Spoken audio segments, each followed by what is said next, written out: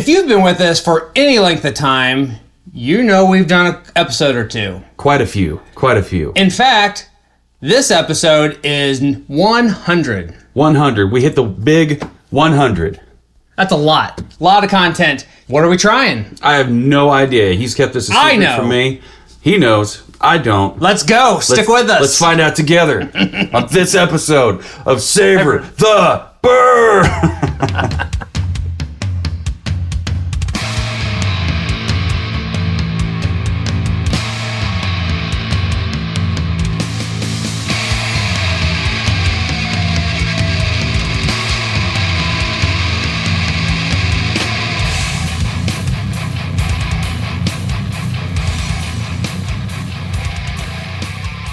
Hello, everyone. Welcome to this episode of Savor the Burn podcast. My name is Jonathan. Over here to your right is Mr. W2. How do you do?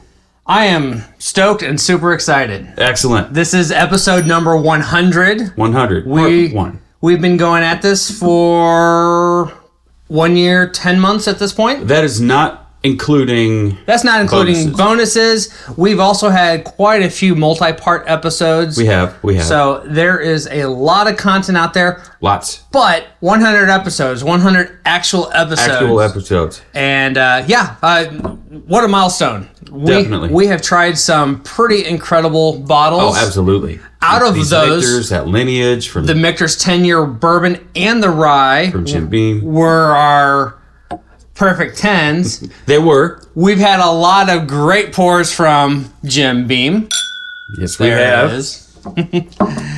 And so I thought this is an opportunity to get some good bottles. Yes. Up the ante a little bit. I don't know. The ante's upped. The ante's upped. It's up there already. Let's get some bottles that you don't find every day on the shelf. Okay. And actually, we brought up and we talked about Michter's. Mm-hmm. Michter's has been around. Michter's is the oldest distillery in the United States. Yes, arguably the oldest. They are. I know their bottles say so somewhere on here, so I'm looking. 1753 is when they were established. When they were established, though, they were not called Michter's. They were originally called Shenks. Yes. And then that eventually got sold to and changed to Baminger. Okay. And then that eventually became Michter's. I've heard Baminger. I've heard Bomburgers. I've heard it pronounced a couple different ways. I know I've mispronounced it a handful of different ways. But what's cool, though, is Michter's really, really respects their past and where they came from. And so as part of that, they have what they call their Legacy Series. And they do an annual release of a Shenk's Homestead and a Baminger. Homestead, okay. So the Baminger is a Kentucky straight bourbon. And the Shenk's is their Kentucky sour mash. Oh, look at the color on that. It's like a jar of honey. I mean, that is super dark. Sorry, I accidentally stuck my finger in your front. Oh my. So if you like what he had to say there, sorry, had a little bit of bubble wrap there. Put that back down. I get it. It chokes me up too. It's so beautiful. So if you like what he has to say about that, definitely check out what we got. Like the man said, we have 100 plus so many more episodes for you guys to check out. So find one you like, scroll through them, find a bonus episode you might think is funny or fun, whatever. Just listen to it. You don't have to go all the way back to episode 1. I did. I went back to episode 1 today and just checking it out. We've come so far. I recently did that too, and I was just like, yeah.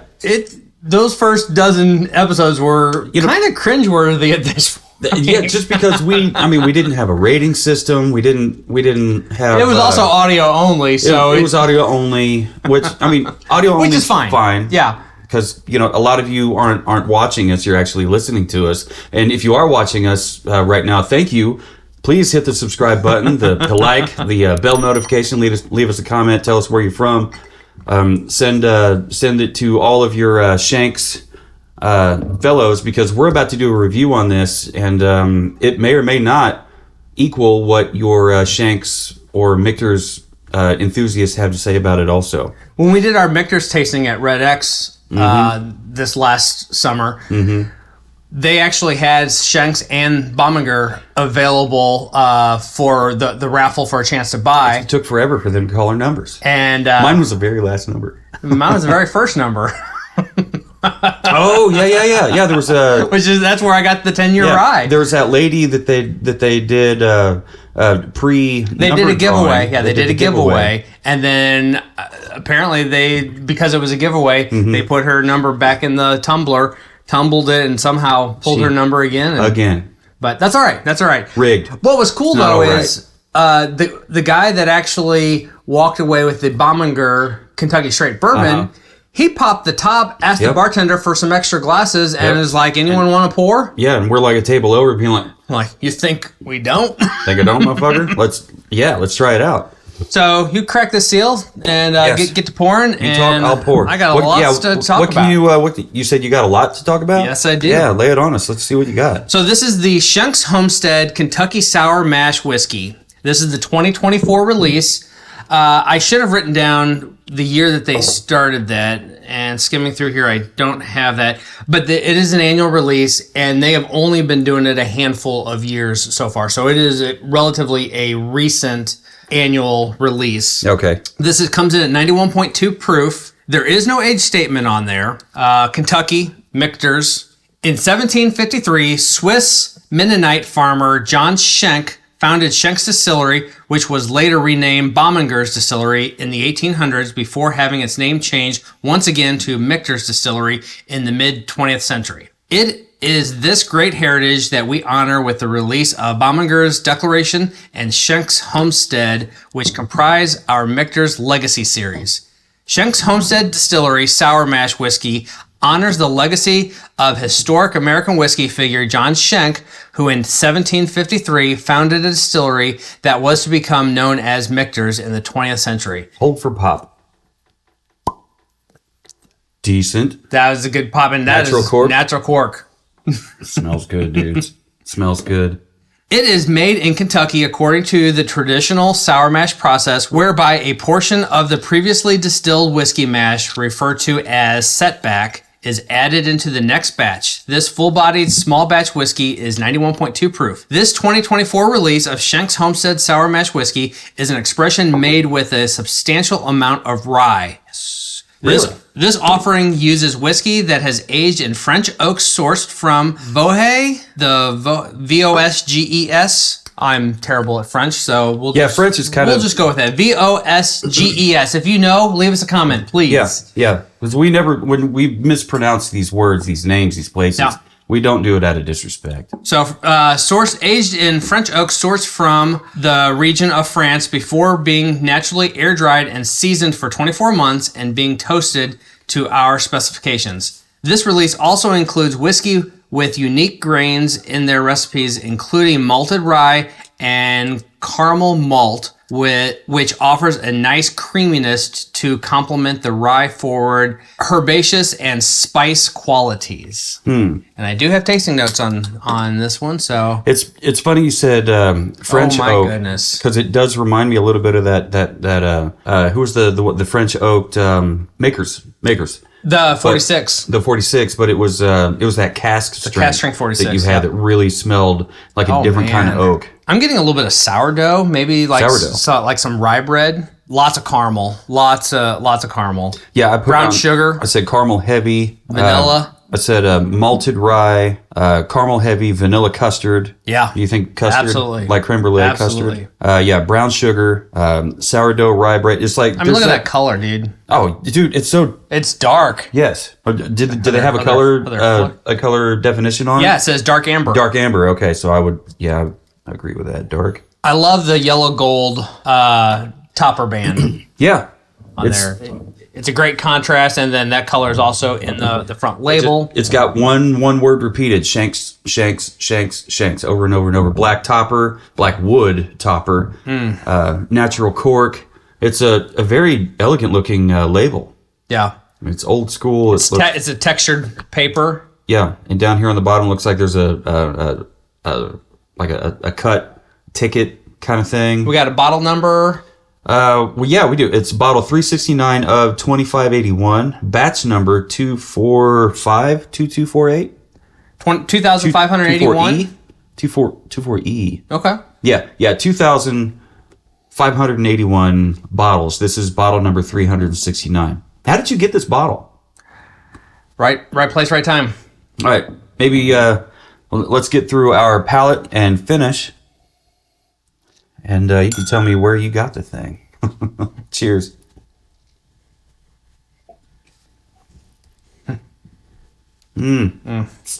Spicy.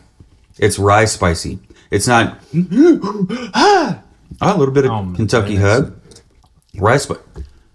Okay. That's a great rye. It's got so on the nose it smelled like malted rye for days, right? But this tastes like grain rye, like rye that you would normally expect. Yeah. So I'll just put down rye. Oh man. And then give a little hyphen, grain. The nose wowed me. I think the palate wowed me too. Really? Yeah. I need to get it more on the palate because a lot of times you don't really. Yeah, you just met first impressions. You know, it's a little thinner than I thought it would be. I mean, not for the color. Not that that's a bad thing. But right? check out the legs. I mean, that color and it's got some stripes. Got some leg stripes going on. Yeah, big time. But that color is beautiful. The nose is fantastic. All right, so rye grain. I'd say a lot of oak. I'd say it's oak forward. If you've had this, let us know. Leave us a comment or send us an email. You know the emails. Well, actually, if you don't, it's info, Jonathan, or W2 at savortheburn.com. Or you can leave us a comment or send us a DM anywhere. Twitter, X, Instagram, Facebook, and TikTok. It's having a hard time pulling more flavors off of the palate here. Like maybe there's it's those oak tannins that Daniel from Whiskey Tribe doesn't like. I think it's got some of those tannins in there, but that's over there on the finish.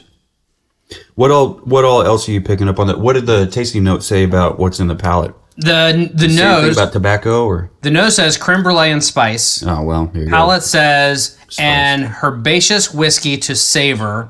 Oh. Highlights of spice, fruit, and nougat.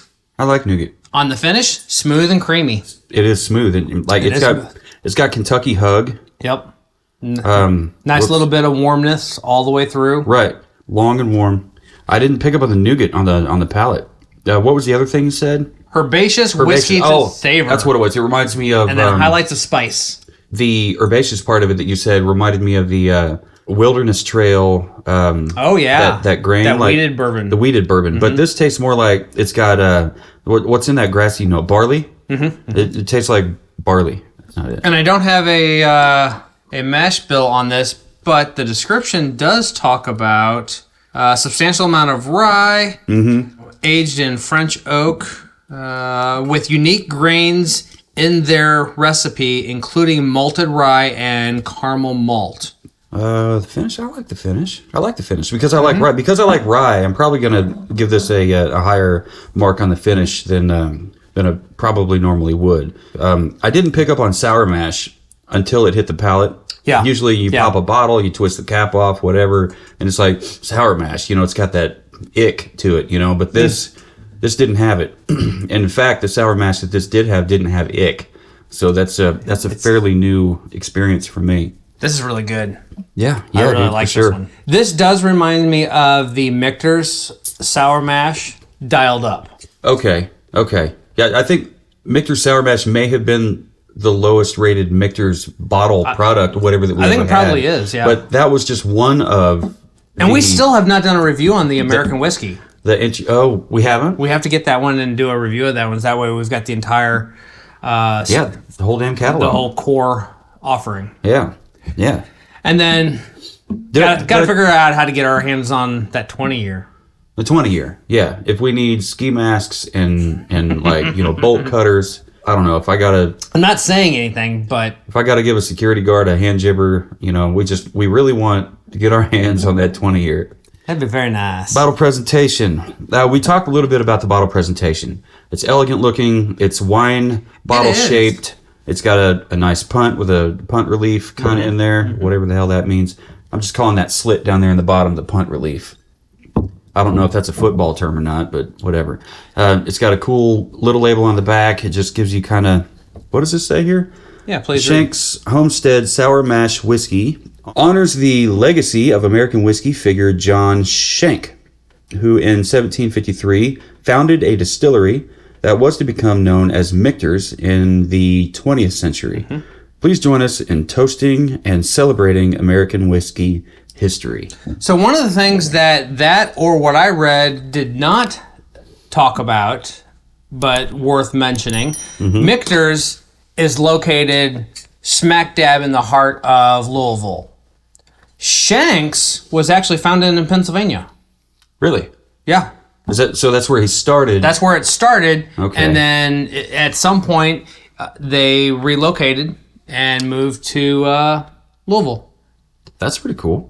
You know, there's no box, there's no bag, there's not all the things. There's not. But I'm drawn in to the labels, the use of color, the use of the gold metallic ink to really, really make this thing scream legacy, heritage, old, honoring the past.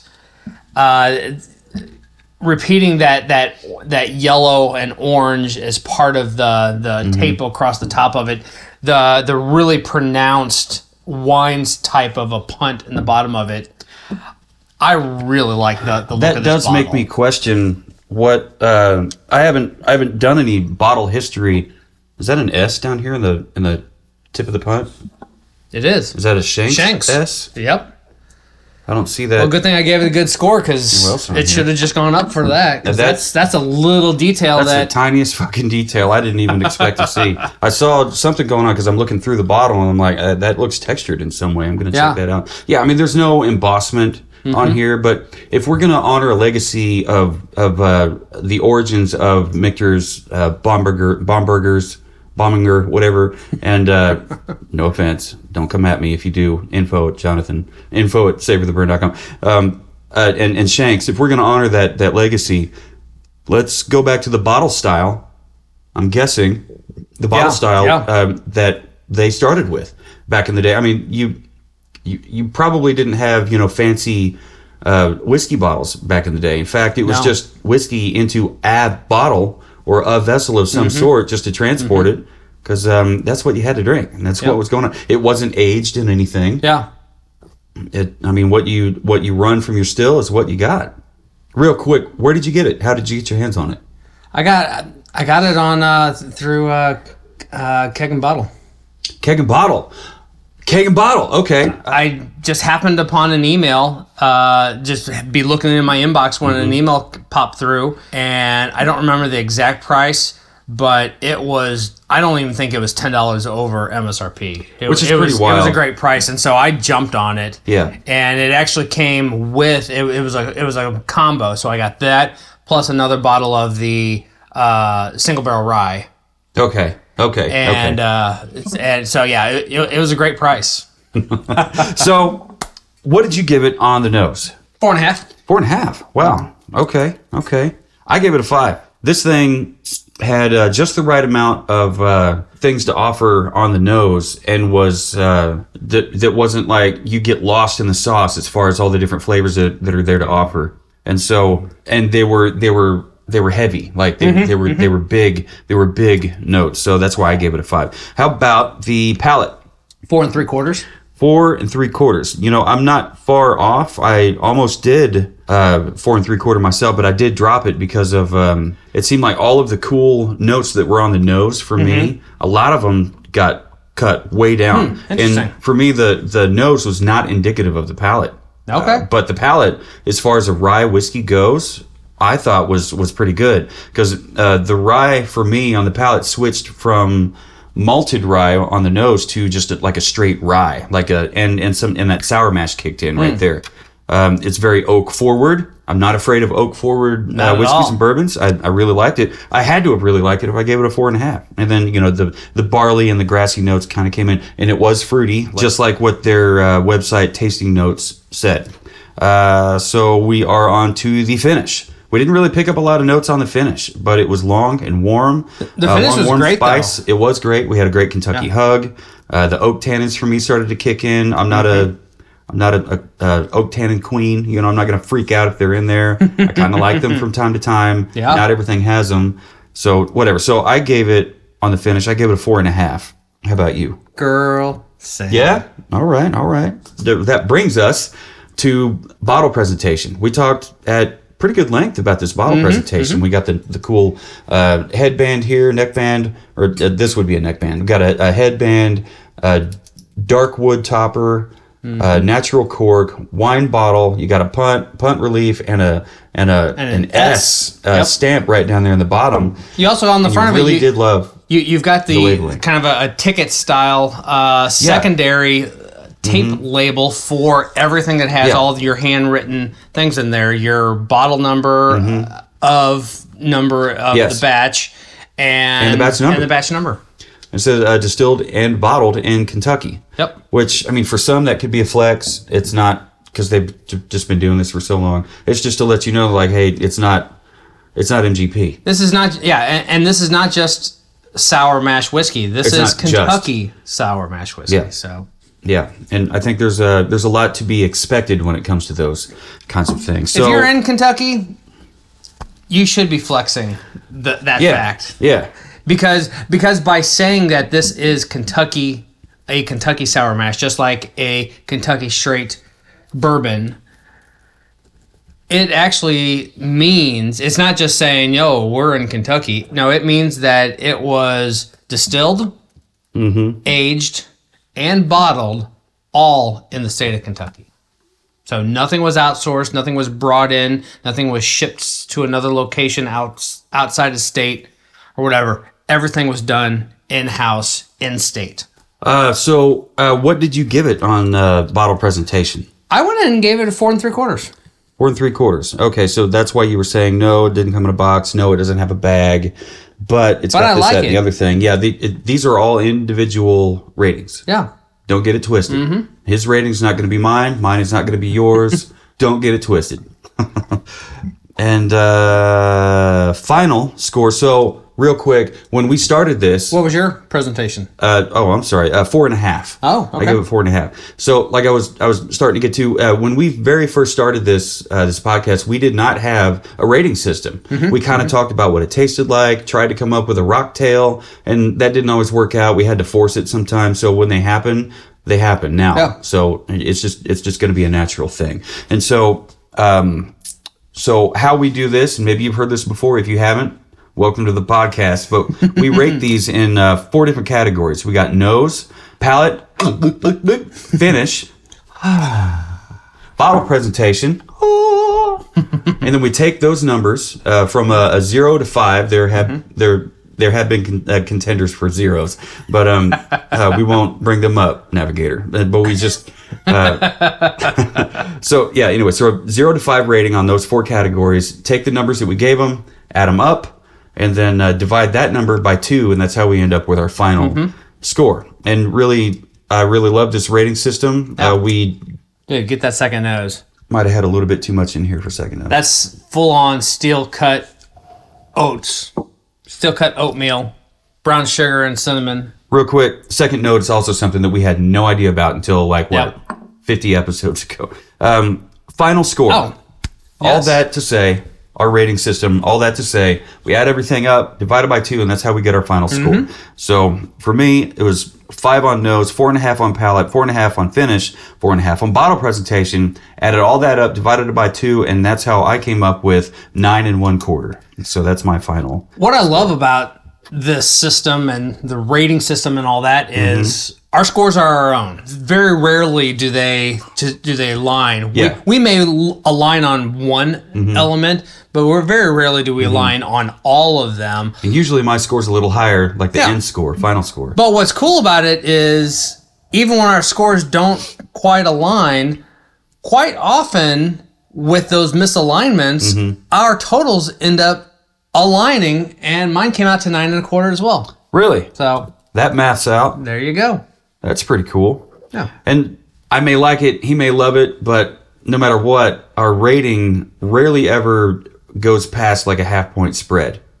Yeah. Or maybe not rarely, but a lot of times it doesn't go past a half-point spread. And that's pretty cool to me. What was the bips? Yeah, a bip.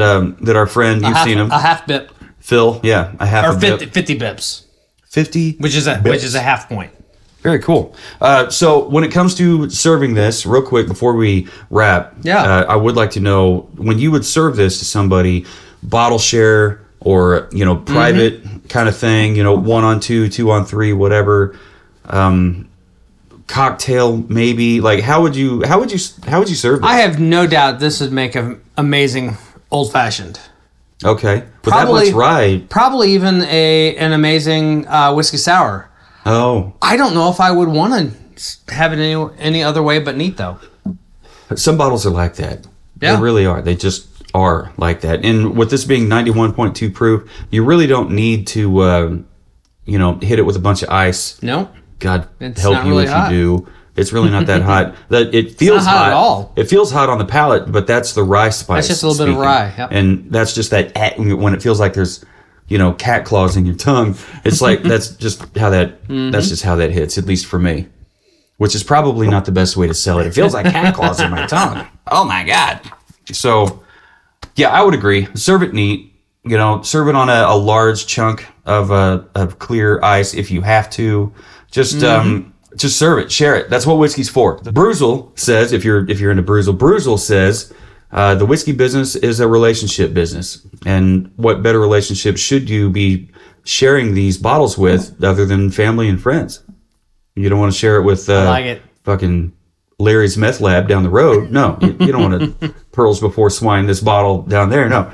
So if you have had this bottle, if you know somebody that's had this bottle, send them this episode of our rating, and we'd like to get some different input and see what other people have to say about it. Leave us a comment anywhere on our socials: Twitter, X, Facebook, Instagram, TikTok. Subscribe. If you're watching here on YouTube, hit like, subscribe, hit that bell notification.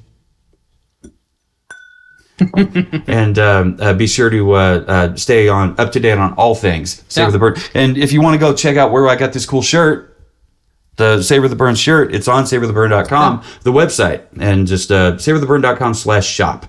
Or just go to savortheburn.com. You could click that drop-down menu and you'll see shop up there. And we're trying hard to keep these short and concise because this is our 100th episode, and we're going to do a 3-part on this one. So this is part 1 of our 100th episode. Tomorrow, you'll be able to tune in and see what other special surprises we've got in store. And whatever it is, I couldn't tell you because I don't know. He's kept all of this from me.